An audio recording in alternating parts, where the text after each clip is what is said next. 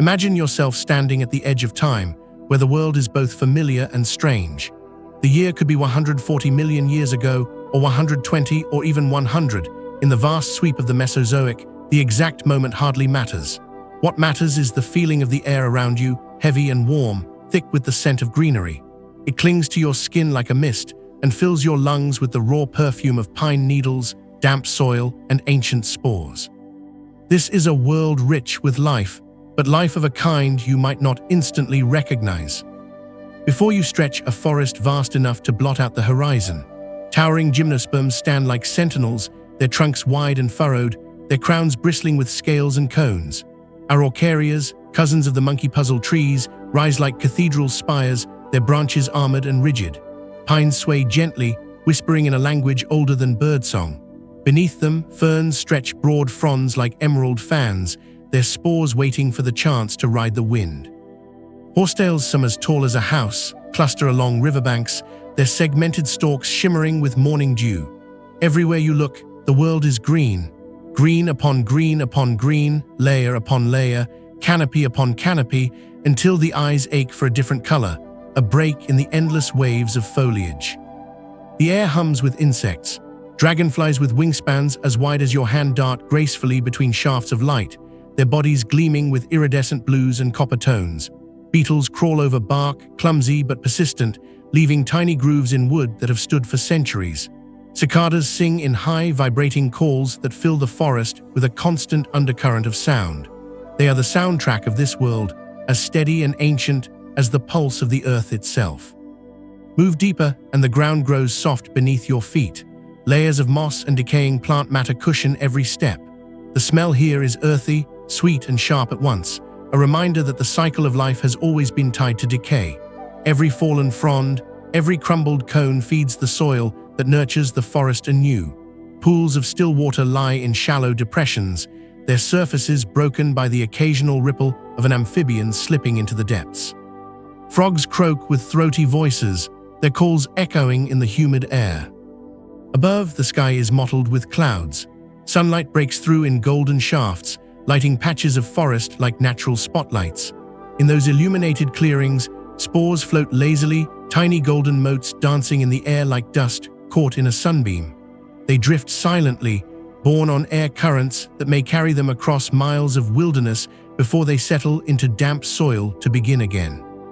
Dinosaurs pass here too, shaping the forest as surely as the rain and wind. Herds of iguanodon strip leaves from cycads with practiced ease, their beaks snapping at fronds and their heavy feet pressing trails through the undergrowth. Smaller feathered theropods scurry between ferns, their keen eyes alert for insects or lizards to snap up. Somewhere in the distance, a larger predator roars, deep and resonant, a sound that rolls through the trees like thunder. Yet even these mighty creatures are part of the stillness, part of the rhythm of this world. They move through forests that have stood, unchanged, for eons. This is a kingdom of cones, of spores, of steady cycles. It is beautiful in its own way, solemn, enduring, reliable, but to our modern senses it feels incomplete. The palette is muted, a painting in shades of green and brown, accented only by the pale gray of tree bark and the soft silver of mist rising from rivers. There are no blossoms to catch the eye, no riot of colors to break the uniformity. The forests hum with life, but it is a monochrome symphony. And yet beneath the shadows something stirs. Along the margins of rivers, in the shelter of larger plants, fragile shoots begin to take root. They are small, almost invisible among the giants of the forest. Their stems are thin, their leaves delicate, but within them lies a secret no gymnosperm has ever carried. They do not depend solely on the chance of wind scattering, nor the slow rain of cones dropping heavy seeds. They are preparing for something different, something more deliberate. Something beautiful. The earth is waiting, though it does not know it yet. The forests still speak the language of ferns and conifers, but another voice is about to join the chorus. A voice carried not only by the wind, but by wings and fur, by color and fragrance. The age of blossoms is close, so close that if you listen carefully, you might almost hear it. A whisper beneath the canopy, a promise on the breeze. For now, though, this is still a world before flowers. A world of solemn greens, rich and heavy and ancient, but very soon, petals will unfurl. Very soon, this world will awaken to color, and once that moment arrives, the earth will never again be the same. The forests of the Mesozoic were places of grandeur, where trees rose like towers and the canopy stretched into a vaulted ceiling of green. To walk beneath them was to feel very small, as though the earth itself had grown a roof overhead. In the hush of that shadowed world, the ground was cool, damp, and filled with life too humble to be noticed by the giants above. It was here, in these dim underworlds, that the story of flowering plants began. Imagine stepping into one of those ancient groves. Above you loom the conifers, trunks thick as castle walls, their bark rough and grooved, their crowns heavy with cones. Ginkgos stand with fan-shaped leaves, their branches spreading in elegant symmetry. Towering cycads gather in clusters, their stout, armored trunks topped with crowns of stiff, feather-like fronds. The light that filters through this ceiling is soft and broken, streaks of gold piercing through emerald shadows. The forest floor is alive, but it is a world of hushed tones and muted shapes, a place of moss, ferns, and horsetails bowing under the weight of dew. Everywhere you look, the dominance of these plants is clear. Their roots anchor the soil, their seeds ride the wind, their spores drift silently in the air. For millions of years they have reigned, and the rhythm of life has bent to their steady cycles. Insects crawl along their branches, mammals creep beneath their shade, and dinosaurs feed on their cones and fronds. They are the giants of their age, unchallenged, unyielding, unchanging. And yet among their roots, something fragile stirs. Push aside the moss and the fallen needles, and you might see them, delicate sprouts, hardly taller than a hand's breadth, their leaves soft and slender. They look insignificant compared to the titans that tower above them. So easily they could be crushed underfoot by the passing of a hadrosaur or shaded out by the broad fronds of ferns. But within them lies something new, something the world has never known. At first glance, they do not look revolutionary. They bend in the breeze, their stems thin, their roots shallow. But these tiny plants carry within them a new plan for life, an innovation waiting to unfold. Unlike the gymnosperms, whose cones release seeds to the mercy of the wind, these small shoots are preparing to call upon the help of others. Their strategy will not be solitude, but partnership. They will not simply scatter their hopes into the air.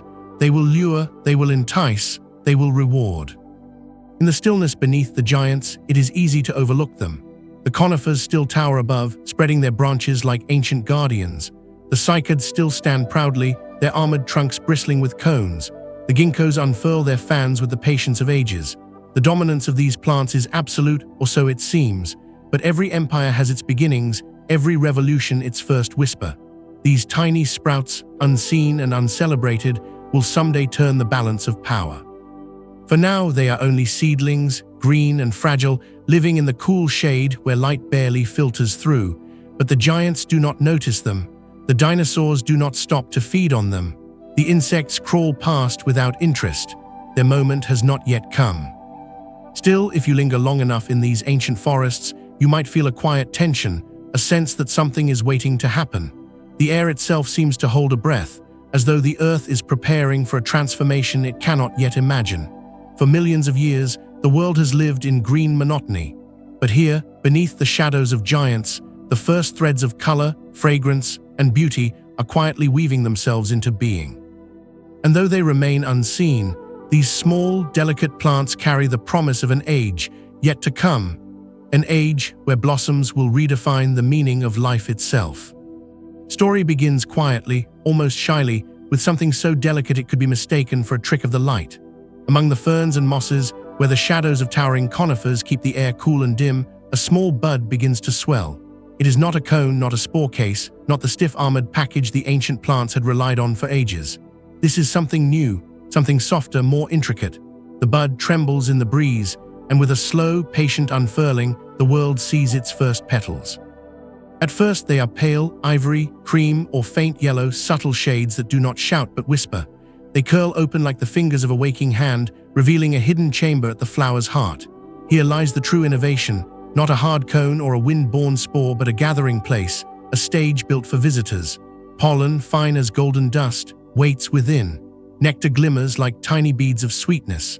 This is no longer a plant casting its hopes blindly to the wind. This is a plant offering a promise, an invitation. The petals gleam faintly in the scattered light. To the human eye, they might seem modest, even ordinary, but in the age before color, they are nothing short of miraculous. Imagine standing in a forest painted only in greens and browns, where cones and fronds have ruled for millions of years. And then suddenly, in the hush of morning, you find a small star of ivory peeking up from the moss. It is as though the earth itself has exhaled a sigh of relief, as though it had been holding back this burst of beauty for ages and could contain it no longer. The first visitors arrive not with fanfare but by chance. Beetles, slow and clumsy, stumble onto the petals, their armored bodies brushing against pollen grains. They are not graceful pollinators, but they are enough. Each accidental brush, each careless shuffle, carries grains from one bloom to another. In their bumbling way, they are midwives to the flowering revolution. And as these first blossoms open, the air changes. A faint sweetness begins to drift through the understory, so slight that only the keenest antennae detect it. It lingers after the rain, when the forest floor steams with heat and humidity. It clings to the bodies of insects, luring them back again and again. For the first time in Earth's history, plants are speaking not just to the wind, but to animals.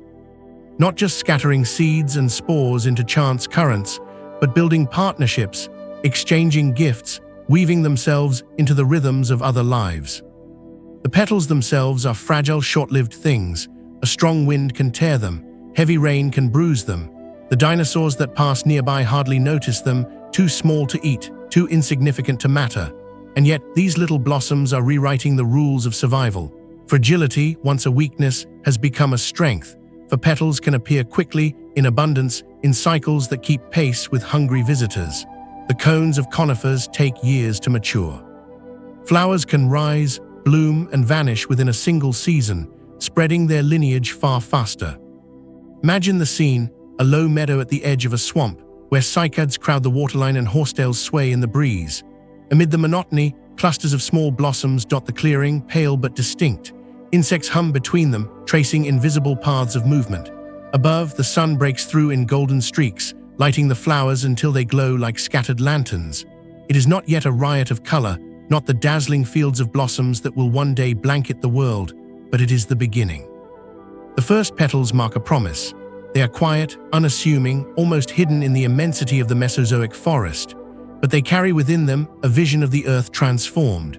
From these modest beginnings will come roses, lilies, sunflowers, grasses, orchards, meadows, and forests so bright with bloom that even the mightiest dinosaurs will one day walk through seas of color. But in this moment, here and now, it is just a single flower in the shade of giants. A small whisper of beauty trembling in the wind. A reminder that revolutions often begin not with thunder, but with the opening of something soft and delicate.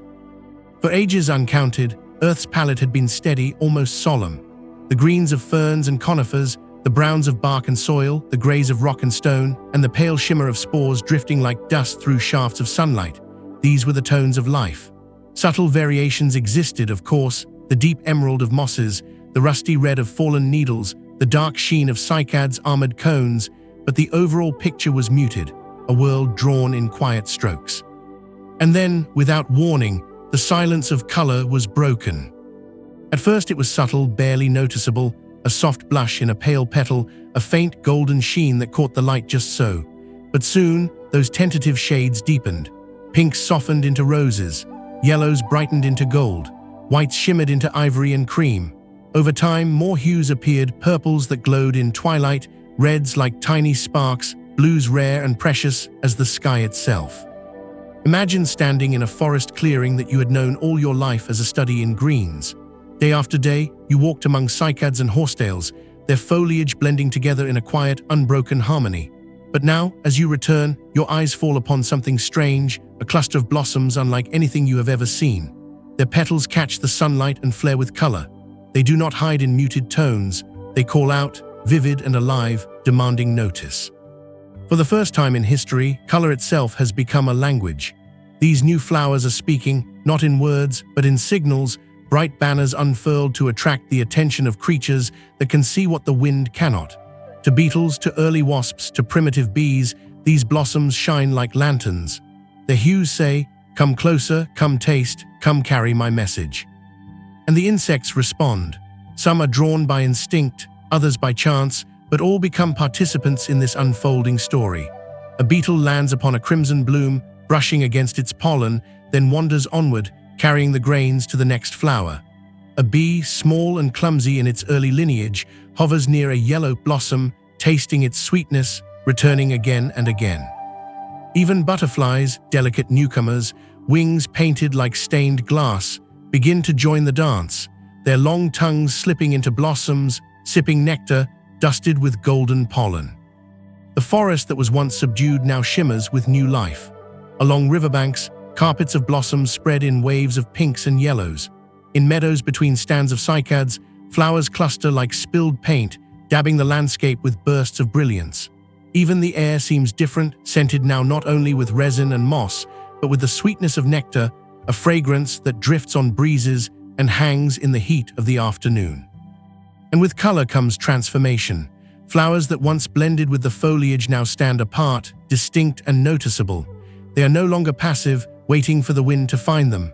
They are bold, advertising themselves, offering rewards to those who answer their call. Each shade, each shape, each fragrance is a strategy, an invitation, a pact written in petals. To the great dinosaurs who wander these lands, these changes may go unnoticed. A herd of hadrosaurs grazes on cycads and horsetails, oblivious to the tiny explosions of color beneath their feet. A towering sauropod moves through a grove of conifers, its neck reaching high above, paying no mind to the blossoms that spread below. But to the insects, to the small mammals that scurry through the undergrowth, to the new kinds of eyes that see the world in shades beyond green, the revolution is undeniable. Think of the first dawn, when the earth was no longer only green. Think of the first time the forest floor shone with blossoms like stars fallen to the ground. Imagine how the world must have looked to a creature who had known only cones and ferns, suddenly confronted by petals of blue, crimson, violet. It must have seemed like magic, as though the earth itself had learned to paint. And in truth, that is exactly what had happened. Life has discovered a new tool, a new palette, a new way of being. The world was no longer a monochrome canvas, it was becoming a masterpiece. The world had already begun to change with the first petals, and then again with the sudden arrival of color. But flowers had another secret to share, one that could not be seen at all. It drifted unseen through the air, carried on the breeze, woven into the humid breath of forests and meadows. It was fragrance, the language of scent. Close your eyes and imagine walking through a Mesozoic forest at dawn. The canopy above is alive with the whispers of conifers, their needles whispering in the morning breeze. The air is heavy with moisture, beads of dew still clinging to ferns and horsetails. In the stillness, you breathe deeply, and for the first time in Earth's history, the air carries something new. Not only the resinous tang of pine and the earthy musk of soil, but sweetness. Light, delicate, beckoning, the perfume of nectar. It begins softly, like the faintest sigh, so gentle that only the most sensitive creatures notice. Insects with antennae more attuned than any ear detect it first. Beetles, bees, and flies catch its trace on the wind and follow its invisible trail, weaving through branches, gliding low over moss. For them, scent is a map, a guide, a promise of reward. They arrive not by accident, as they once stumbled into cones and spores, but with purpose, drawn as if by invitation. The flowers themselves seem almost alchemical in their invention. To create sweetness and fragrance is to turn energy into a lure. Nectar forms in tiny wells at their centers, shimmering droplets that taste of sunlight itself. Around it, petals radiate fragrance into the air, each flower releasing a signature blend. Some are sharp and citrus-like, others soft as honey, others heavy and intoxicating. Each is tailored to a different audience, tuned to a different set of wings. Picture a clearing where dozens of blossoms bloom together. It is not only a display of color, but a chorus of scents layered upon one another. To us, it would be dizzying honeyed notes mingling with musky undertones, bright floral hints balanced by earthy spice. To the insects, it is a dazzling marketplace, each fragrance a call. Here, come here, I have what you seek. In this world, scent becomes a strategy. A flower with a more alluring fragrance draws more visitors. More visitors mean more pollen carried, more seeds spread, more chances for survival. And so, fragrance deepens, diversifies, refines itself. Over countless generations, flowers experiment endlessly with scent, weaving perfume into the very fabric of their being. Even the smallest mammals begin to take note. Tiny shrew-like creatures, scampering in the twilight, pause as their whiskers twitch at the trace of sweetness on the breeze. Following it leads them to petals half hidden in the moss. Their muzzles dip in, tasting nectar, carrying pollen dust unknowingly as they move to the next bloom. And so, flowers enlist new allies, turning every creature into a possible partner. The dinosaurs, enormous and oblivious, may not have cared much for blossoms, yet even they walked through a world now scented differently than the one they inherited. Imagine a herd of stegosaurs lumbering through a meadow in midsummer. As their tails sway and their plates catch the sun, they stir the air, releasing waves of perfume from the blossoms below. The meadow breathes with fragrance, rising like incense, a sensory backdrop to the great beasts wandering. Fragrance, unlike color, does not fade at night. When the sun sinks and the petals close, the perfume lingers. In the hush of evening, as insects stir in the twilight, the air carries sweetness still, drifting under the stars. And so, flowers speak in the dark as well as in the light. They murmur to moths, to beetles, to small creatures with nocturnal eyes. Their whispers of scent carry across the Mesozoic night, invisible but irresistible. It is astonishing to think that what we now take for granted, the perfume of a rose, the sweetness of honeysuckle, the sharp tang of lavender, began as experiments in survival. In the deep past, flowers discovered that to live was not only to endure, but to entice, to win allies, to forge bonds, to send their legacy into the future on wings guided by invisible trails. The forests of cones and ferns may still have stood tall, but the air around them was no longer theirs alone. It was perfumed, softened, transformed. With fragrance, flowers gave the earth not only beauty to see, but beauty to breathe. Above the fern-thick ground, the air of the Mesozoic was never still. Wings hummed, legs brushed against leaves, and antennae trembled as insects moved from one green shadow to the next. For millions of years, they had lived without flowers, their diets simple, spores, cones, sap, and leaves. Yet now something new had entered their world, and with it, a bond unlike any life had ever known. The flowers had unfurled their petals, painted themselves with color, and perfumed the air with sweetness. But all this beauty would have been wasted without eyes to see, antennae to sense, or tongues to taste. The wind had carried seeds and spores faithfully for ages, but it was careless, indifferent. Flowers needed partners, and so they turned to the air. At first, the visitors came by accident. A beetle blundered onto a bloom, shuffling clumsily through its pollen before wandering away, carrying a dusting of golden grains. A wasp, drawn by sweetness, dipped into a blossom, its thin legs trailing in the nectar as its wings buzzed. A fly, small and hesitant, paused on a petal, sipping, then lifting away to another. None of them knew what they were doing. None of them realized they were midwives to an entirely new world. But flowers did not need awareness. They needed repetition. And repetition, over millions of seasons, gave rise to partnership. Some insects began to return, again and again, following the invisible trails of scent and color. They found that the blossoms offered more than nourishment, they offered consistency. A flower's nectar was reliable in a way that sap and spores were not. And so, loyalty formed. Bees, still small and primitive in those early days, learned to dance among petals, their bodies becoming perfect brushes for pollen.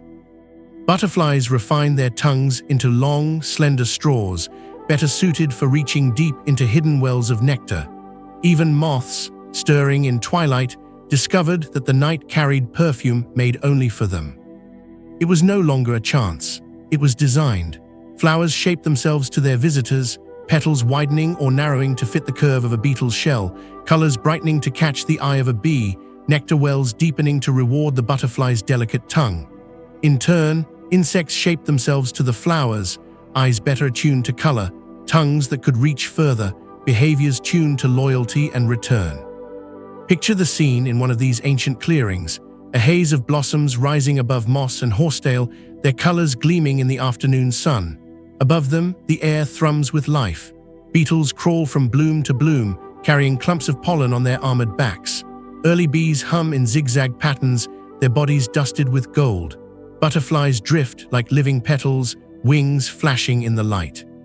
Even dragonflies pause on their patrols to rest on blossoms, momentarily becoming part of the great exchange. The air is alive not only with movement but with connection. Each flight, each landing, each departure ties flowers and insects together in invisible threads of survival. A partnership is forming, fragile yet enduring, written not in words, but in the language of wings and petals. The dinosaurs pass by, largely unaware. A herd of ceratopsians moves through the meadow, trampling blossoms without thought, their horns glinting in the sun. A predator lurks in the shadows, its gaze fixed on prey, not flowers. Yet around and above these great dramas of tooth and scale, another story is unfolding, quieter, but just as profound. While the giants fight and feed, flowers and insects are rewriting the very rules of life. In this new dance, there are no kings, no conquerors. There are only partners, each shaping the other, each dependent on the other's survival. Flowers cannot live without their pollinators. Pollinators cannot thrive without their flowers. Together, they form a bond that will outlast the dinosaurs themselves, carrying on long after the thunder of giant footsteps fades from the earth. This was the beginning of a relationship so deep, so resilient, that it still shapes every meadow, every garden, every breath of summer air today. The hum of bees, the flutter of butterflies, the shimmer of moths at dusk, all are echoes of those first, tentative partnerships that began in the Mesozoic era. It is said that survival belongs to the fittest, but flowers and insects showed the world another truth, that survival can also belong to the partners, the collaborators, the ones who learn not to fight but to share. Every bloom is, at its heart, a promise. Petals may dazzle the eyes, colors may call to insects, perfume may guide in the dark, but the true purpose lies hidden deep within the seed. And to protect that fragile spark of the future, flowers created something entirely new. They wrapped life in sweetness. They invented fruit. Before this, the world knew only cones, pods, and spores, hard cases flung to the wind, armored shells dropped to the earth, tiny packets cast adrift with no guarantee of where they might land. Gymnosperms had served faithfully in this way, their seeds clutched tightly in woody cones or drifting like tiny parachutes on the breeze. But flowers thought differently. Where wind was careless, they sought precision. Where cones were distant, they sought intimacy. And so fruits were born, swollen vessels of flesh, each a cradle for seeds, each designed not to resist the hunger of animals, but to invite it. Imagine the first fruits, not yet apples or berries or peaches, but modest things, small, pulpy sacs hidden within petals, brightened with hints of color, infused with sweetness. To a passing insect, they were a curiosity. To a small mammal, cautious and wide-eyed, they were irresistible. A creature takes a bite, savoring the tender flesh. It swallows, moves on, and later, far from the parent plant, the seed passes safely into new soil. What once was a risk becomes a strategy. What once was loss becomes expansion. In this way, flowers harnessed hunger itself, turning appetite into an ally. Every bite, every sip of juice, every paw or claw stained with pulp became part of the grand design. The forest was now alive not only with color and scent, but with taste. Sweetness became a lure, flesh became a reward, and seeds became travelers with guides of fur, feather, and scale. Picture a thicket at the edge of a Mesozoic lake. Low shrubs spill with clusters of primitive fruits, glowing softly in the dappled light. Small mammals scurry to pluck them, their tiny hands sticky with juice. Early birds dart down to peck at them, gulping the pulp before fluttering away. Even small dinosaurs, swift, two-legged omnivores with sharp eyes, pause to nibble, scattering seeds in their wake. The thicket becomes not just a place of growth, but of gathering, a shared table for many lives. The invention of fruit changed the rhythm of landscapes. Seeds no longer fell only beneath their parents, where competition was fiercest. Now they traveled in the bellies of animals, scattered along trails, dropped in fertile soil enriched with natural compost. The range of plants widened, their colonies spread faster, their diversity multiplied. Insects ensured pollination, animals ensured distribution. It was a perfect circle of life, elegant and resilient. For the first time, plants were no longer solitary actors, throwing their futures into the winds. They had partners in air and partners on land, carriers who moved with intention, driven by hunger, guided by desire. Every fruit was a pact. Take this sweetness and carry my children to new worlds. And so the forest changed again. Beneath the towering conifers, patches of fruit-bearing plants spread like secret fires, each season bringing more. The undergrowth thickened with shrubs, meadows shimmered with flowering stalks, and wetlands became tangled with blossoms and berries. Dinosaurs still roamed above it all, massive and oblivious, but their footsteps scattered seeds, their grazing mouths unwittingly spreading the bounty. It is humbling to think of how much of our own lives trace back to that moment. The apple on a table, the grape in a vineyard, the peach in a summer orchard, all are echoes of the first fruits that appeared under the shadows of dinosaurs. They were not created for us, but for survival. And yet, in their sweetness, we still share the pact struck long ago: life nourishes life, and in return, carries life forward. Fruits were not just food. They were gifts, temptations, bargains struck in flesh and juice. They were the innovations that turned survival into reciprocity, binding the fate of plants to the hungers of animals forever. A flower's life is brief, a season's song. Its petals flare in color, its nectar calls, its pollen finds its way onto eager wings. But when the petals fall, when color fades, what remains is the seed, the vessel of tomorrow. For most flowers, the next great question was not how to bloom, but how to travel. Animals had already become allies, carrying seeds wrapped in sweetness. Yet flowers were not bound to a single strategy. They remembered the ways of their older kin, the gymnosperms, who had long trusted wind and water to scatter their offspring. And so, they combined the old wisdom with new invention, crafting seeds as light as breath, as buoyant as driftwood, as patient as tides. Imagine the hush of a Mesozoic meadow in late summer. Blossoms have wilted, petals lie scattered like faded confetti on the ground. But in their place, small pods and capsules have ripened, drying in the sun. With the faintest stir of breeze, they split and out they pour their treasure, seeds fringed with delicate threads, tiny sails, gossamer wings. They rise into the air, drifting in lazy spirals, carried on invisible currents. The meadow releases them like whispers, and the sky receives them. Some seeds are so light they seem to hover, gliding for miles before settling. Others whirl in circles like tiny dancers, spinning down slowly until they find the soil. Some cluster in downy tufts, like soft clouds that lift and scatter at the smallest touch. It is a gentle dispersal, not a conquest, but a seeding of possibility, a trust in chance, multiplied by abundance. Elsewhere, rivers take their share. Along the muddy banks, certain plants let their seeds fall directly into the current. Smooth and buoyant, they bob like miniature boats, drifting downstream. Some lodge in sandbars, sprouting into clusters that claim the edges of new land. Others float further, even reaching distant lakes, where they take root in shallows and spread outward like green lace upon the water. Picture the scene at twilight. A warm breeze stirs the forest, carrying thousands of winged seeds into the fading sky. The air sparkles faintly with their drift, a migration of life so small it goes unnoticed by the dinosaurs that graze below. A hadrosaur lifts its head for a moment, sensing something in the air, then lowers it again to feed.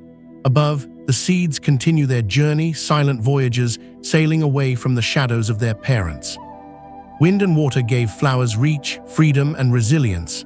Animals may fail, but breezes never stop. Rivers never rest. The ocean tides continue their pull, night after night, century after century. Through these endless movements, seeds spread far beyond sight, settling in new places, writing the slow poetry of expansion. This was the genius of flowers. They did not choose only one path. They multiplied their chances, crafting different strategies for different worlds. Some seeds hid within fruit, waiting for beaks and teeth. Others grew wings of silk to fly into the sky. Still others learned to float, to let rivers and seas carry them to unseen shores. In this way, flowers became not just survivors, but wanderers and colonizers of every edge of land, every ripple of water, every whisper of air. And with each seed that landed and sprouted, the earth changed just a little more. Meadows thickened, riverbanks flourished, wetlands grew dense with blooms. The patchwork of life became richer, more varied, more colorful with every season. It is humbling to think that the dandelion fluff carried on today's breeze, or the seed pods spinning like tiny helicopters in autumn, are echoes of this ancient invention. Long before our world, flowers learned to trust the unseen hands of air and water, to cast their children into the currents of earth itself. In the silence of that long-ago world, every drifting seed was a promise that life would always find a way, carried by wind, borne by water, planted by time. The earth of the Mesozoic was ruled by size. Towering sauropods lumbered like moving mountains, their necks sweeping the canopy. Armored stegosaurs and ankylosaurs clattered across the ground, heavy as walking fortresses. Raptors slipped through shadows, sharp-eyed and quick-footed, and yet, beneath the thunder of their footsteps, something smaller stirred, something delicate, something almost invisible at first glance: the flowering plants. They did not compete with giants, they coexisted in their shadows. In the moist earth beneath towering cycads and conifers, flowers crept forward, their colors dimmed by shade but not extinguished. They grew where massive feet could not easily trample, in tangled thickets, along riverbanks, in pockets of meadow opened by fallen trees. The giants above hardly noticed them, yet they benefited all the same. Imagine a hadrosaur herd pausing at a lakeside clearing. Their flat beaks tear at ferns and shrubs, but mixed among the greenery, flowering plants scatter their blooms. Some hadrosaurs, curious and hungry, nip at the blossoms, swallowing both leaves and fruits. Seeds ride in their bellies, carried miles across the land before being dropped in fertile soil. Without realizing it, the giants became gardeners, their migrations mapping the spread of flowers across continents. Carnivores too played their part. A small predator, pausing after a hunt, might brush past a thicket of blossoms. Pollen clings to its scales, shaken free in another clearing.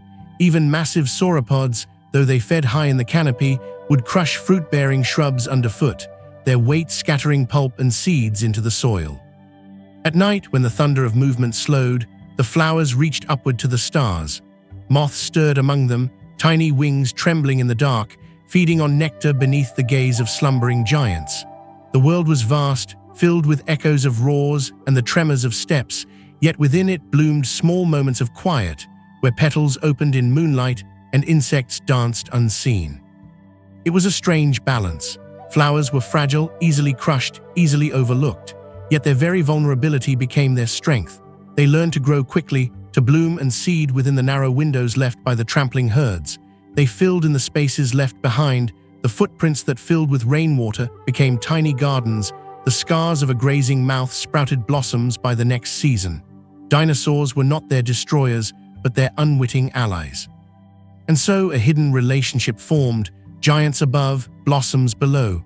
One moved the earth with power, the other reshaped it with patience. Together, they wove landscapes richer than either could alone. Today, when we see wildflowers blooming in the cracks of a trail or blossoms springing up in the wake of disturbance, we are witnessing the same resilience that carried them through the age of giants. Flowers learned to thrive in the margins, to bloom where shadows fell heaviest, and in doing so, they ensured their survival in a world that seemed too massive for such delicate lives. The dinosaurs may have ruled the land, but flowers, in their quiet way, were already preparing for a world beyond them. The Mesozoic world was full of collisions and upheavals, continents tearing apart, volcanoes reshaping skies, dinosaurs thundering across plains. Yet within this drama, a quieter revolution was unfolding. It was not loud, it was not violent. It was a slow, intricate choreography, flowers and animals learning to shape one another, step by step, season by season, until neither could be imagined without the other. It began with an accident. An insect brushed against a stamen, carrying away dust that clung to its legs. Somewhere else, that dust fell onto another blossom, sparking life. At first, it was a chance, careless, unnoticed. But chance, repeated over millions of years, becomes a pattern, and from pattern comes purpose. Flowers began to mold themselves for their visitors. Those most frequently visited by beetles grew tougher petals, resilient to gnawing mandibles. Those that lured early bees grew brighter colors and richer nectar, hunting their appeal. Others unfurled blossoms in narrow tubes, guiding tongues or proboscises deeper inside, ensuring pollen brushed exactly where it was most effective. Each bloom became an invitation designed with exquisite specificity, a lock crafted for a particular key. And the animals answered. Insects lengthened their tongues, sharpened their senses, learned to follow colors and scents like trails. Beetles grew stronger mandibles not just for chewing leaves, but for prying open blossoms. Early moths and butterflies developed slender bodies and delicate wings, their movements aligned with twilight blooms. Even some small mammals, nocturnal and hungry, began to seek nectar and fruits, their paws and fur unwittingly carrying pollen. It was not dominance, but dialogue. Each adaptation in a flower sparked a reply in an insect. Each adjustment in an insect invited a new bloom to flourish. They shaped one another in spirals of innovation, spinning ever outward into diversity. Picture a midsummer clearing, alive with movement. Bright blossoms nod in the breeze, their petals painted with hues unseen in earlier ages.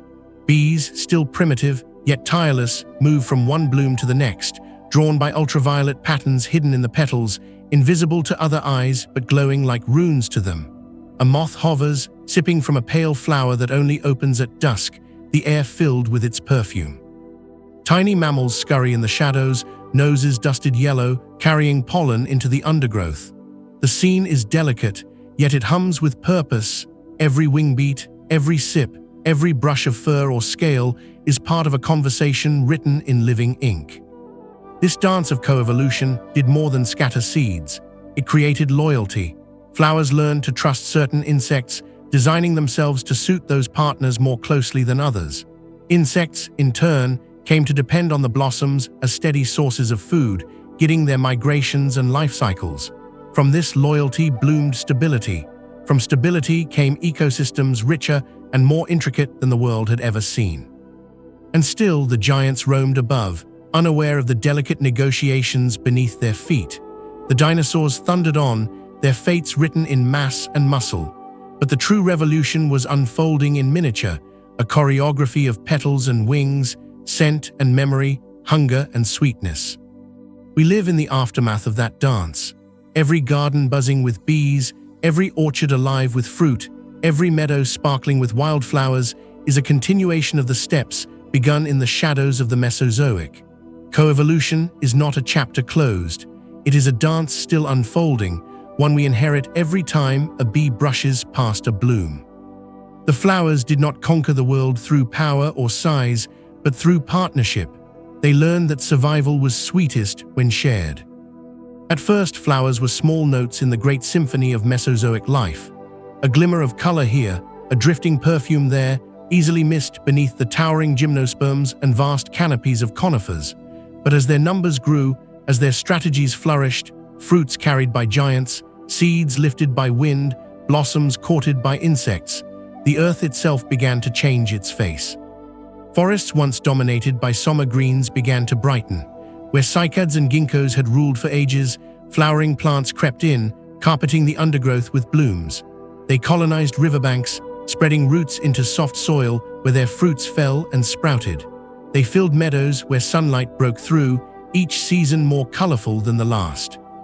This was not just decoration. The very structure of ecosystems shifted. Diversity blossomed. With flowers came a greater variety of food sources, nectar, fruit, seeds, each supporting new webs of insects, mammals, and reptiles. Cycles quickened. Flowers grew faster than their towering predecessors. They sprouted, bloomed, seeded, and died within a single season, cycling nutrients through the soil at a speed unheard of in the reign of conifers. Soil grew richer. Fallen petals and fruits rotted quickly, feeding fungi, beetles, and worms, thickening the dark earth and making it fertile for even more growth. Imagine a clearing where once only conifers dropped their tough, resinous needles. Now the ground bursts with daisy-like blooms, their petals scattered like painted coins. Beetles crawl among them, feeding on nectar. A small mammal darts in, seizing a fallen berry. Nearby, a dragonfly perches, waiting to catch the insects drawn to the flower's scent. A chain of interactions, all linked to the humble innovation of the blossom, stretches outward in ripples. The forests themselves grew layered. No longer a world of towering trunks with dim understories, flowering plants filled the gaps with shrubs, vines, and tangles of color.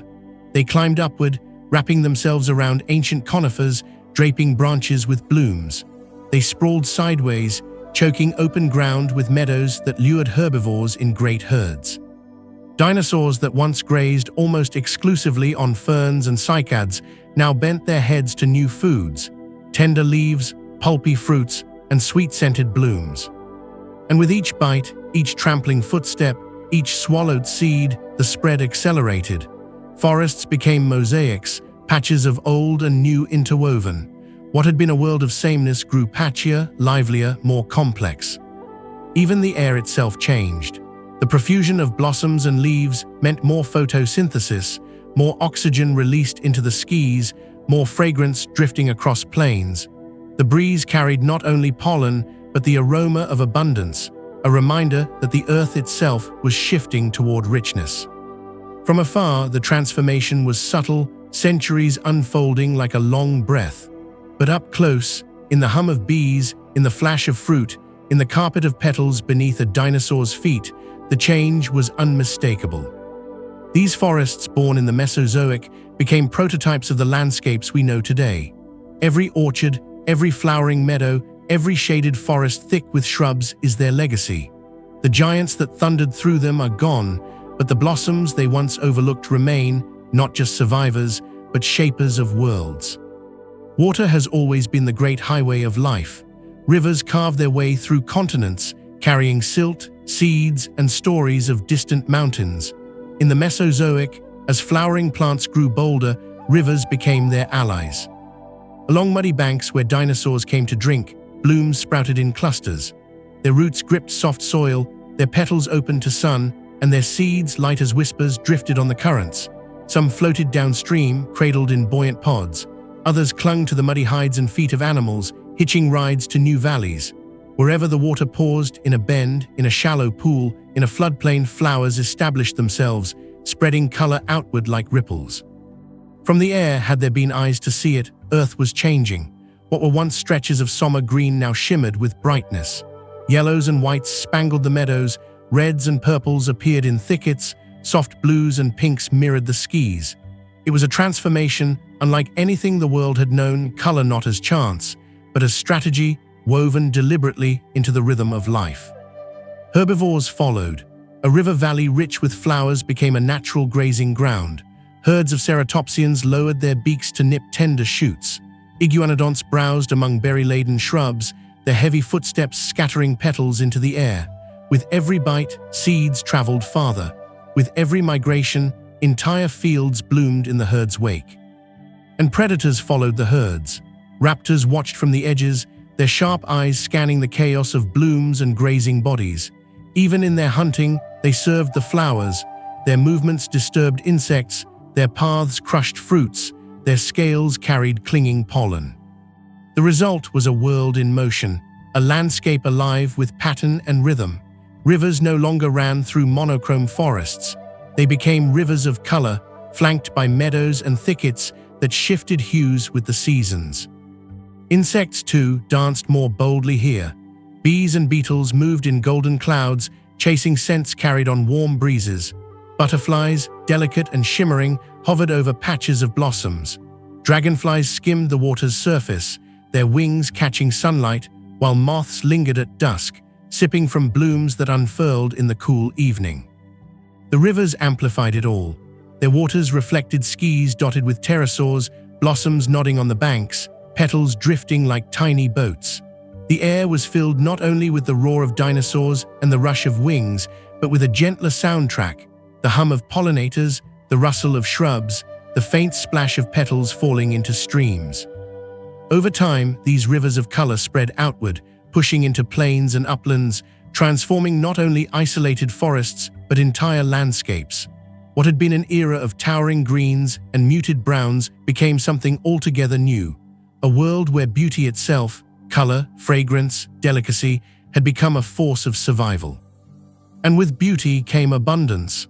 The flowers did not simply paint the earth, they rewrote its story.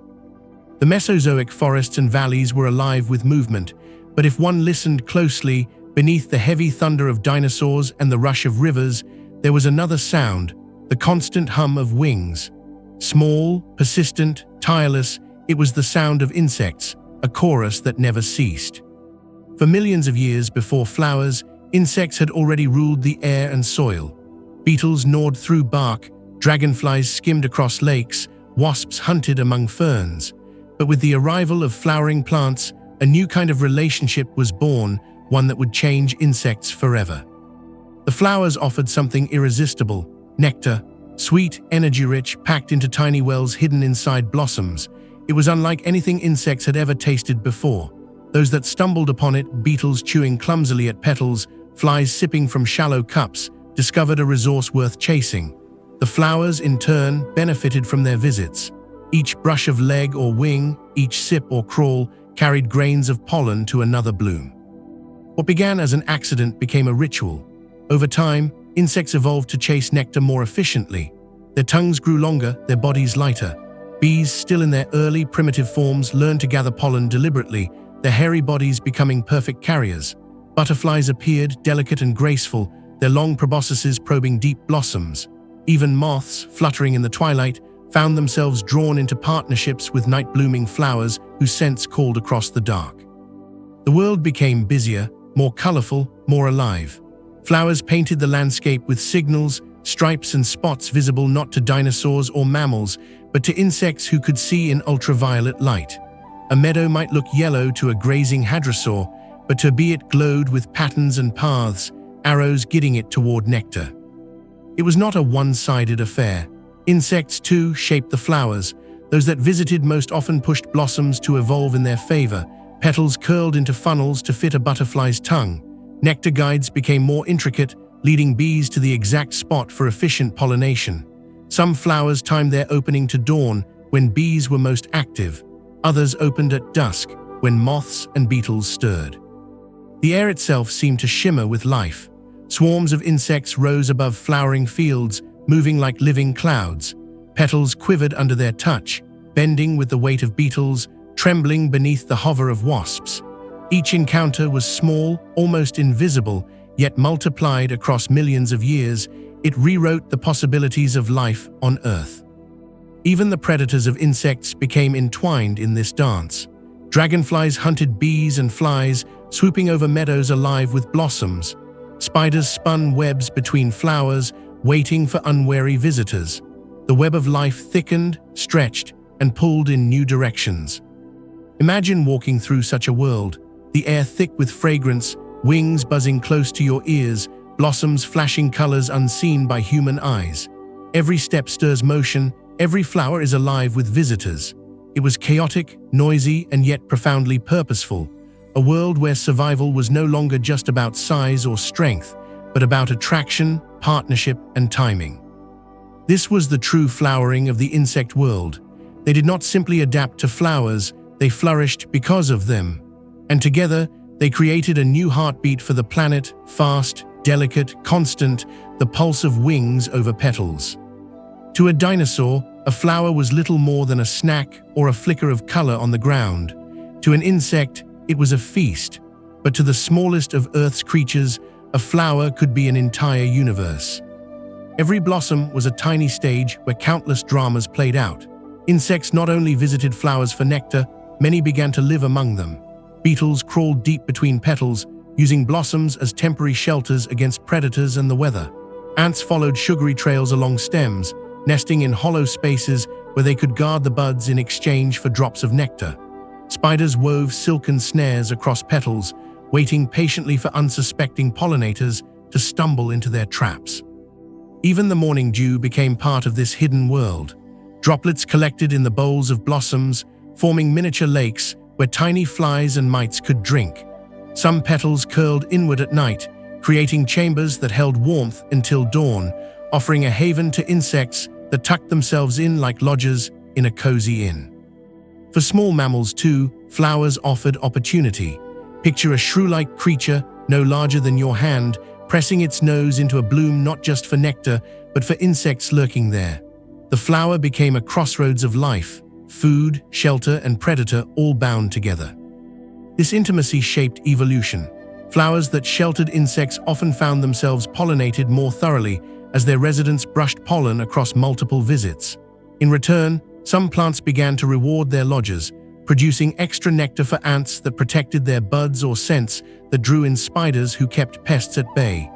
Each blossom became a negotiation, a living apartment with its own tenants and rules.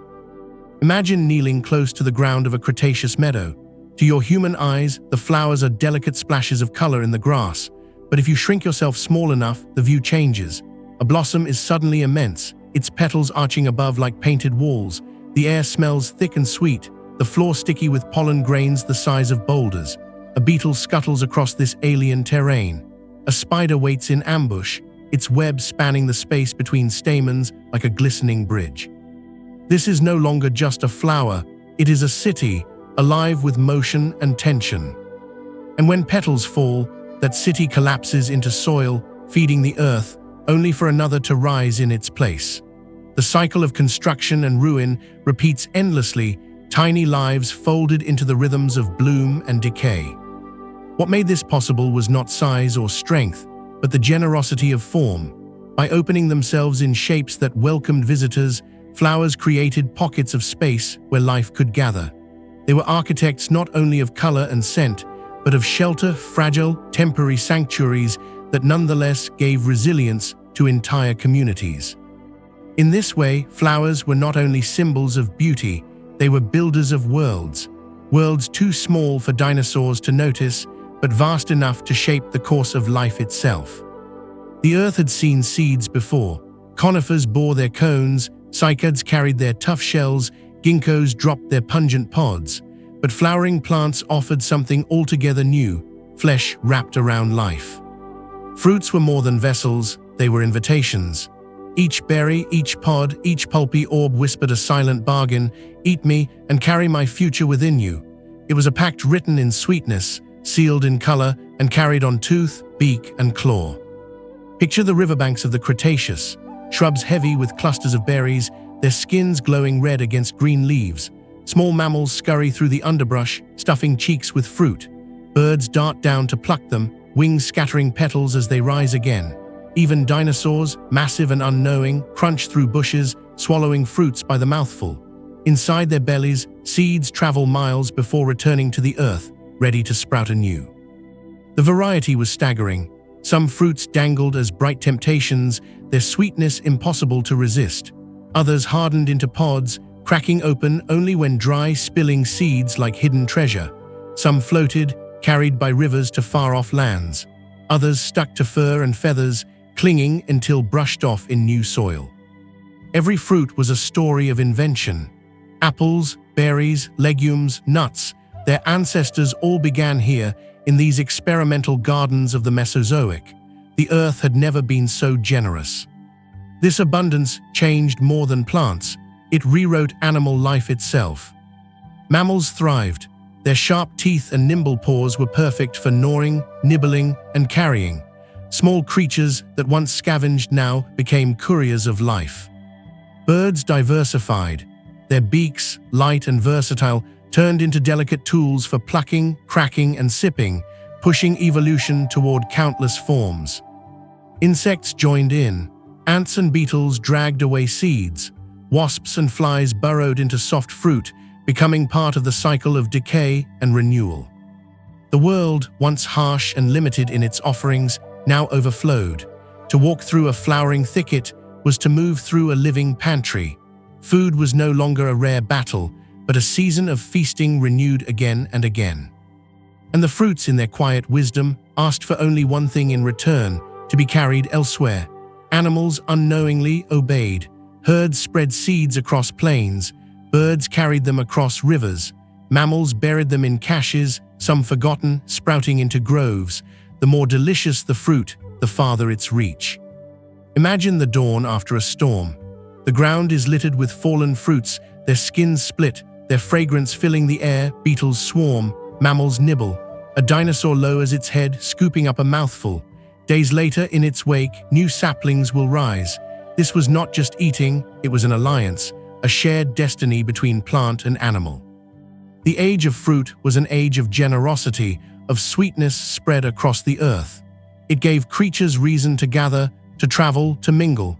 It tied together lives in webs of nourishment. Even now, when we bite into an apple, taste a strawberry, or crack open a nut, we are tasting the legacy of this ancient pact. A pact written not in ink, but in sugar and seed.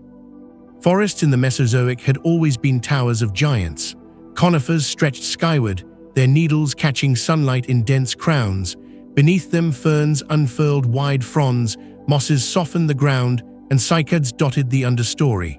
Into this vertical realm, flowering plants sent out their newest experiment, the vine. Unlike sturdy trunks or thick branches, vines did not rely on strength of their own. Instead, they borrowed. With stems that twisted, coiled, and hooked, they climbed onto others, binding themselves to the architecture of the forest. Their strategy was elegant. Why build tall when one could use what was already tall? At first, these vines crept subtly, green tendrils reaching up tree bark, stretching toward patches of light. But soon, the forest began to look different. Conifers, once proud in their isolation, found themselves draped in garlands of leaves and blossoms. Trunks that had stood bare for ages now shimmered with dangling flowers. Whole canopies were softened into cascades of green and color, like waterfalls frozen in time. The vines did more than decorate, they reshaped life within the forest. Pathways for animals. Small mammals scurried along tangles of vines, moving from tree to tree with ease. Lizards clung to twisting stems, using them as ladders into higher reaches. Shelters of shade. Where vines grew thick, they cast shadows, cooling the soil and giving refuge to tender seedlings. Corridors for pollinators. Blossoms woven high into the canopy pulled bees, butterflies, and beetles upward, creating buzzing highways between the tallest branches. For fruit-bearing vines, the strategy was even more striking. Hanging clusters of berries or pods dangled like lanterns, swaying in the breeze. Dinosaurs stretched their long necks to pluck them. Birds darted between strands to feast. Seeds were carried outward and dropped across distant valleys, spreading the vines' reach even further. But vines were not gentle guests. Some bound their hosts so tightly that branches broke under the weight. Others smothered leaves, blocking light, forcing the host trees to adapt or wither. Yet even this competition enriched the forest, making space for new plants, creating a constant cycle of death and renewal. Imagine walking beneath such a canopy. Above, a lattice of trunks, branches, and vines, woven together like a living tapestry. Flowers dangle in clusters, spilling fragrance down through the leaves. The air is alive with movement, bees threading along vines, pterosaurs swooping past to snatch insects, mammals chittering as they leap between tendrils. The forest is no longer a rigid architecture of vertical lines. It has become a braided, shifting fabric, alive with motion and color. With vines, flowers did not merely exist in the forest, they claimed it, wrapped it, and transformed it. No layer was beyond their reach. From soil to canopy, they bound the world into one interconnected whole. And in this binding, they wrote a lesson that life would carry forward forever. Sometimes the greatest strength lies not in standing alone, but in entwining with others. The forests were alive with vines, but not every flower clung to shadows. Some turned their faces boldly to the open sky. In the clearings between trees, along the edges of rivers, and across plains where dinosaurs once grazed on cycads, flowering plants took root and spread wide. Where wind could sweep without obstacles, flowers found their stage. Instead of towering trunks, they relied on numbers. A single blossom was delicate, but 1,000 together transformed the land into something breathtaking. Patches became carpets, carpets became fields, and fields stretched into horizons of color. Imagine a meadow at dawn in the late Cretaceous. The rising sun spills gold across the land. Instead of dull greens alone, the earth glows with purples, yellows, reds, and whites. Blooms sway in the morning breeze, releasing fragrance that drifts in waves. The air hums with insects darting from flower to flower, their wings catching the light like shards of glass. Tiny mammals scurry beneath the cover of blossoms, safe from the eyes of predators. Dinosaurs, too, entered this transformed landscape. Herds of hadrosaurs moved through fields, their heavy bodies brushing aside blooms as they grazed. Ceratopsians stooped to nibble at fragrant stalks, their horns casting shadows across the flowers. Even the mighty sauropods, towering above, left paths where their feet pressed petals into the soil, only for the flowers to regrow quickly in their wake. These fields were not static paintings, they were dynamic ecosystems. Bees and beetles carried pollen across miles of meadow. Birds skimmed over blossoms, snapping up insects flushed by their movements. Seeds drifted on breezes, scattering the promise of new meadows farther and farther. The richness of these landscapes made them places of gathering. Herds lingered, predators followed, and life clustered in rhythms tied to the blooming seasons. For the first time, the land itself pulsed with cycles of color. waves of blossoms rising, flourishing, and fading, only to return again. And with every bloom, the planet grew more diverse. No two fields were alike. One valley might shine with daisy-like blossoms, another with lilies, another with waves of grasses tipped with delicate flowers. The earth was becoming a patchwork quilt, stitched together with petals. There is something profoundly cozy in the thought that long before humans ever walked here, the earth was already dressing itself in beauty. Not for eyes, not for admiration, but for survival, and yet beauty was the outcome all the same. To stand in such a field would have been to feel both small and infinite. Each flower has a tiny voice, fragile and brief. Together, a chorus so vast it reshaped the land itself. The meadows of the Mesozoic were more than food or habitat. They were declarations. Life had chosen abundance, and it would paint the world in blossoms. The earth had always moved through cycles, wet and dry, warm and cold, light and dark. Before flowers, plants endured these shifts, but they did not dance with them. Gymnosperms and ferns grew steadily, their seeds falling when they might, their lives unfolding without fine attunement to time's pulse. Flowering plants changed that. They began to listen to the sun, to measure the length of days, to open and close in tune with warmth and rain. They made themselves musicians in the great symphony of the seasons. Some blooms appeared only in spring rains, carpeting the land in sudden bursts of color before vanishing again. Others saved their blossoms for late summers, offering nectar when insects were hungriest. Certain fruits ripened only in autumn, their sweetness a last gift before cold winds swept in. Even in the dry season, some plants held back seeds until the first heavy storm broke the drought, ensuring that life began again when water was near. These choices shaped everything around them. Insects synchronized. Bees and beetles adjusted their life cycles to match flowering times, so they would emerge precisely when nectar flowed. Birds migrated. Early flyers learned to travel with blooming waves, following blossoms across valleys and continents. Mammals adapted. The smallest creatures stored seeds and fruits in anticipation, learning the art of preparation. The seasons themselves grew more visible because of flowers. Before, a forest in spring looked much like in summer, shades of green. Now, color revealed the turning of the year. A flush of yellow meant the rains had come. A spread of white signaled the height of warmth. Red berries promised the edge of decline, while bare stems whispered of winter rest. Imagine standing in a Mesozoic meadow, not once, but 4 times. In spring, it bursts into life, a sudden chorus of blossoms, insects rising like smoke above the fields. In summer, the colors deepen, flowers heavy with nectar, fruits swelling under the sun. In autumn, the air fills with fragrance as berries drop and seeds scatter on winds. In winter, quiet reigns, but beneath the soil, bulbs and roots hold tight, waiting for the cycle to begin again. The beauty of this rhythm was not in permanence, but in return. Flowers taught the earth to expect change, to anticipate renewal.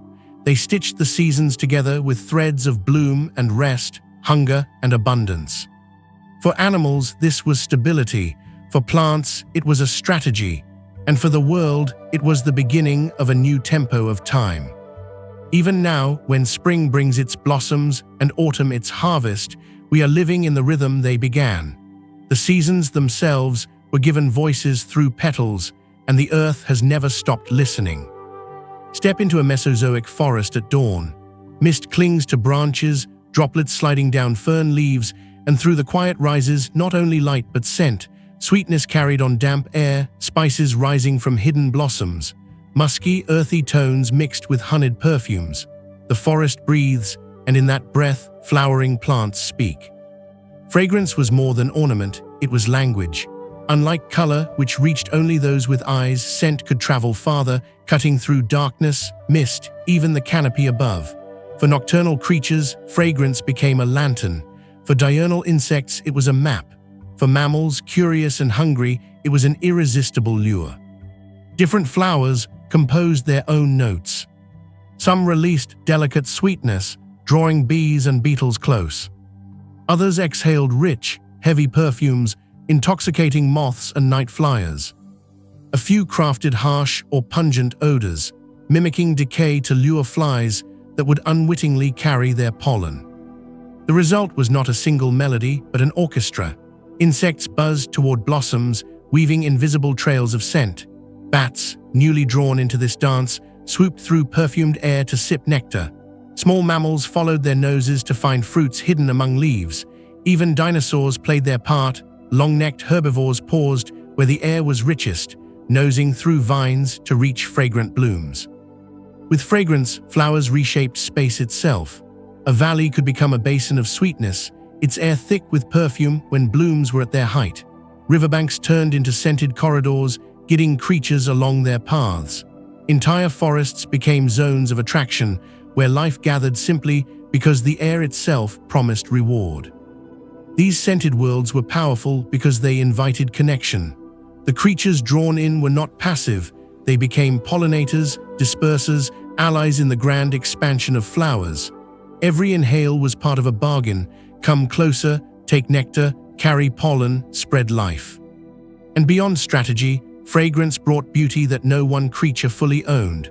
The perfumes of these forests did not exist for us, but standing there, even a human would have felt overwhelmed by the richness. The air itself was alive, heavy with invisible color, impossible to ignore. Imagine the hush after a warm rain. Blossoms tremble with droplets, releasing their fragrances in thick waves. Insects rise in clouds, birds sweep low to feast, and mammals pause, noses twitching. The world is drawn together by invisible threads. The forests are not silent, they are scented. Through fragrance, flowers claimed more than soil or sky. They claimed the very breath of the earth. For millions of years, the forests of Earth had belonged to gymnosperms, the pines, the conifers, the cycads with their stiff fronds and heavy cones. They were the monarchs of the canopy, rulers of sunlight, drinking deep from the energy of the sky. Beneath them, ferns and mosses survived in shade, accepting scraps of light filtered through towering branches. But flowers had other plans.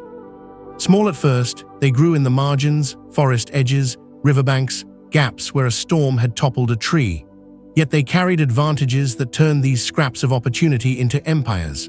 Their seeds sprouted faster, their cycles turned quicker, and their adaptability let them bloom in conditions where slower gymnosperms faltered. This was not a war of swords, but of shadows. Flowering trees grew tall with surprising speed, shouldering upward into the canopy. Their broad leaves spread wide, capturing light and casting deeper shade than conifer needles ever had. Vines twined upward, scaling trunks and spilling blossoms across the crowns of ancient trees, siphoning off the sunlight their hosts once commanded. Ground cover blooms crept along the soil, filling gaps with color and fragrance, ensuring no patch of earth was left unclaimed. Imagine standing in a clearing as new flowering trees rise. Their leaves are broad, lush, and dark, turning the sunlight into mosaics on the forest floor. The old cycads beneath them fade, their stiff fronds unable to compete. The air thickens with new blossoms, each claiming space, each demanding pollinators, each pulling the forest further from its old ways. The dinosaurs noticed. Herbivores that once relied on conifer needles and cycads now turned eagerly to flowering shoots, tender leaves, and fruits. This shift placed pressure on gymnosperms, not only from the flowers themselves, but from the animals that favored them. Even insects betrayed their old alliances, flocking to nectar instead of cones. The forest became a battlefield of survival strategies. Gymnosperms held on in colder, harsher climates where flowers still struggled. Flowers claimed the fertile lowlands, the river valleys, and the warmer plains, pressing their advantage with relentless cycles of bloom and seed. Each generation of flowers was an experiment, a step sharper, brighter, faster than the last. And yet this was not destruction, it was a transformation. The canopy grew richer, layered, alive with diversity. Where once one or two kinds of trees had ruled, now hundreds of species interlaced. Light no longer streamed only from above. It shimmered through vines, bounced off petals, and glowed between leaves of every shape and hue. The battle for light was never truly won. but flowers tipped the balance. They secured their place not in the shadows, but in the heart of the sunlit canopy, and in doing so, they remade the very architecture of the forest. What had once been a world of monotone greens and needles was now a cathedral of color and fragrance, reaching skyward. The Mesozoic world was not still. Continents drifted apart, pulled by the slow tug of plate tectonics. Mountains rose, seas opened, rivers carved new paths, and with every shift of land and water, flowers found a way to follow. Some seeds rode the wind, spinning like tiny gyroscopes, gliding for miles before settling. Others floated across rivers and lakes, buoyed by light husks that kept them dry. There were even seeds that braved the sea, drifting across saltwater currents, washing ashore on distant coasts where no flower had bloomed before. But their greatest allies were the wanderers. Dinosaurs carried seeds in their bellies, swallowing fruits in one land and leaving behind droppings rich with seeds in another. Flying reptiles may have carried fruits clutched in claws, spreading blossoms between islands. Insects and birds ferried pollen grains further than any breeze, weaving invisible highways of genetic exchange. The spread was not uniform. In warm, moist climates, flowers exploded into riotous diversity, coloring every hill and valley. On drier plains, they took slower steps, sending forth hardy species that could withstand the sun's intensity. Along coasts, they became salt-tolerant pioneers, forming fringes of blossoms where land met sea. Imagine a hadrosaur herd cresting a ridge, their feet trampling old grasses.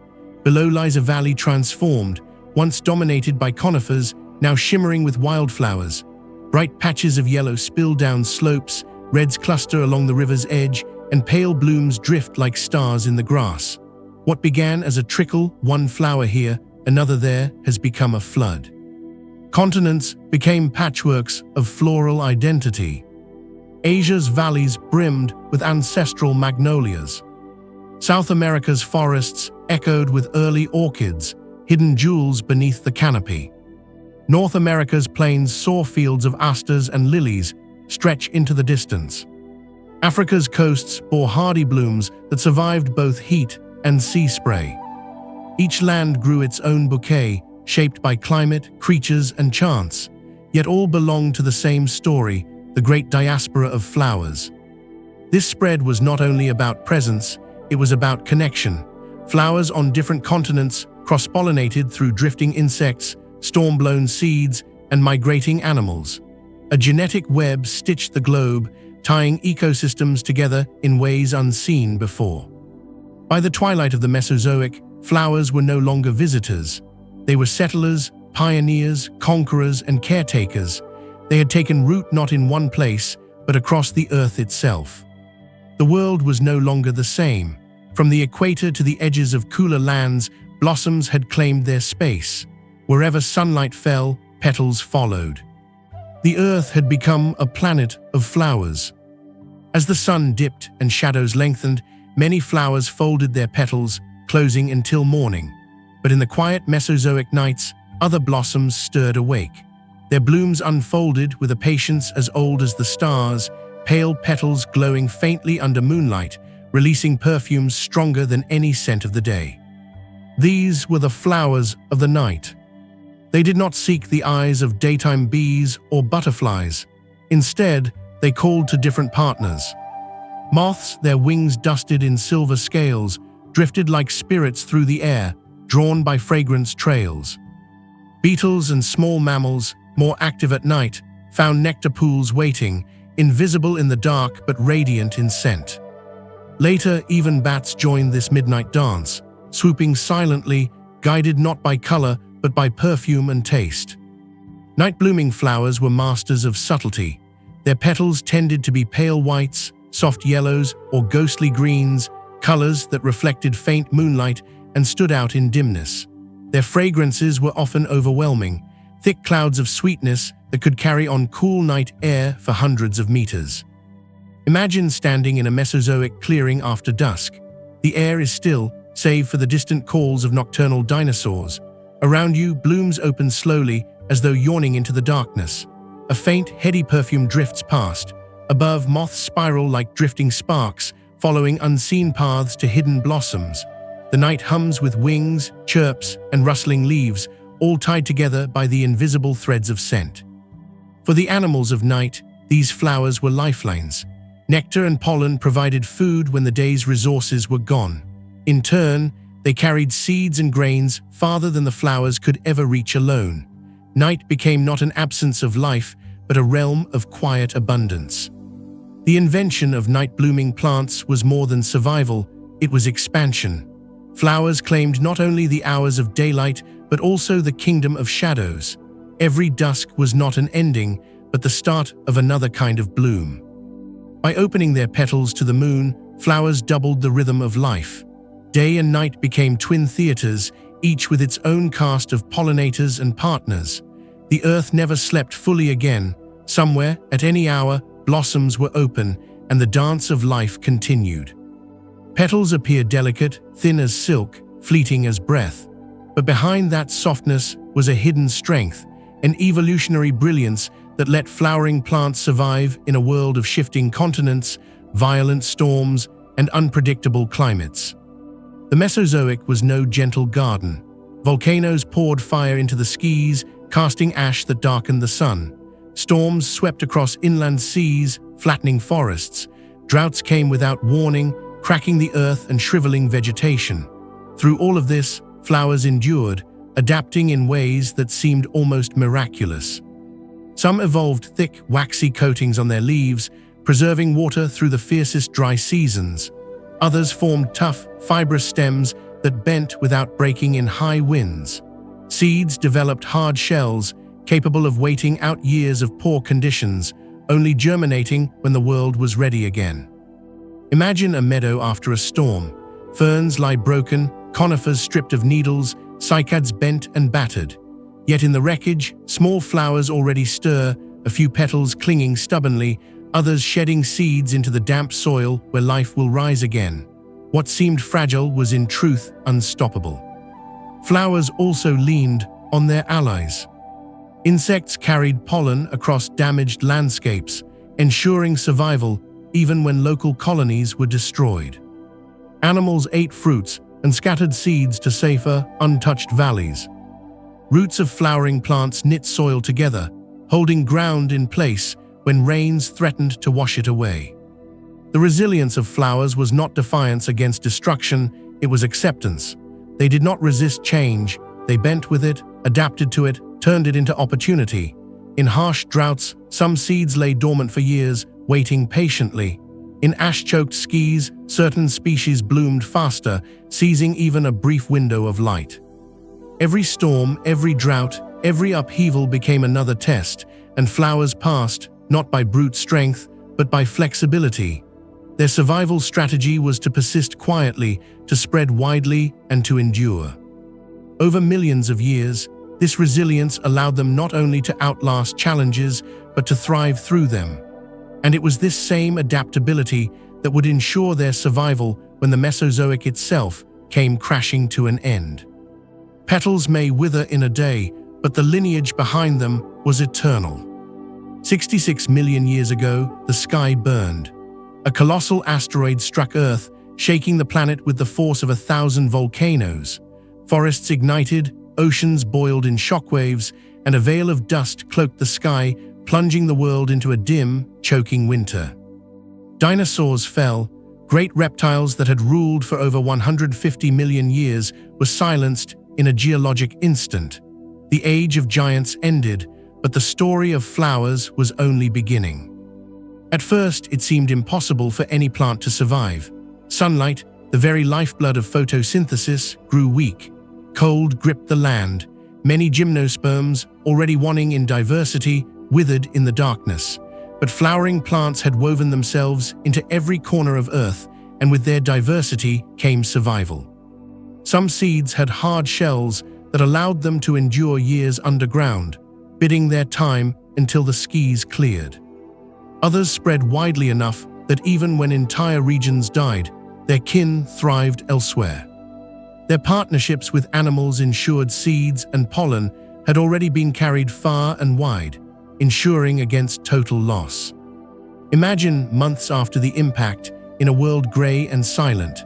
Amid ash and skeletal trees, a few hardy blooms push through the soil, small flashes of color against devastation.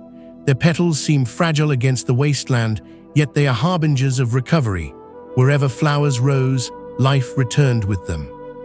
As mammals, once small, hidden creatures, began to rise into their new age, flowers were already waiting, ready to provide food, habitat, and partnerships. Nectar fed early pollinators. Fruits nourished growing populations of mammals and birds. Seeds spread quickly into niches newly emptied by extinction. In truth, flowers did not merely survive the cataclysm, they flourished in its aftermath. With dinosaurs gone, new opportunities opened, and flowering plants expanded faster than ever before. By the dawn of the Cenozoic, Earth was blanketed in blossoms, meadows stretching across continents, forests rich with fruit, fragrances drifting through the air. The legacy of flowers was resilience, but also continuity. Where so much perished, they endured, carrying forward the rhythm of bloom and seed into a new era. They were the bridge between the vanished world of dinosaurs and the living landscapes we know today. Even now, every garden bloom, every meadow, every orchard carries within it the story of survival through fire, shadow, and extinction. Flowers are living memorials to the Mesozoic, witnesses to its end, and stewards of its legacy. The dinosaurs vanished, but the flowers remained, and with them, life found its way forward. The Mesozoic ended, but its greatest gift to the future never faded. From those first fragile petals that unfurled in shadow, flowering plants spread until they became the very fabric of Earth's beauty. They endured storms, droughts, and extinction itself, and when the world was remade, they were there to welcome it with open blossoms.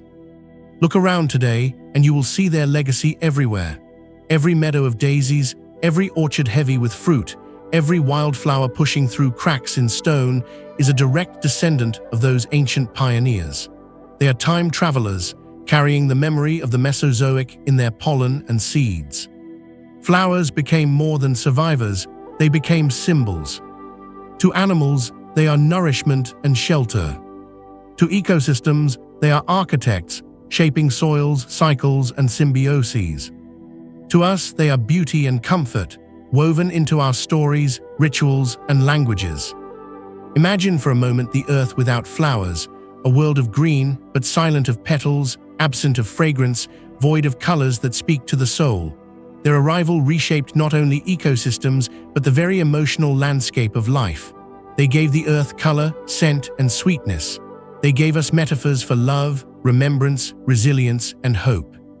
The cozy truth is this: every time a flower opens, it retells the story of endurance. It whispers of the Mesozoic nights when petals glowed beneath the moon, of the storms that survived, of the seeds that lay hidden until the earth was ready again.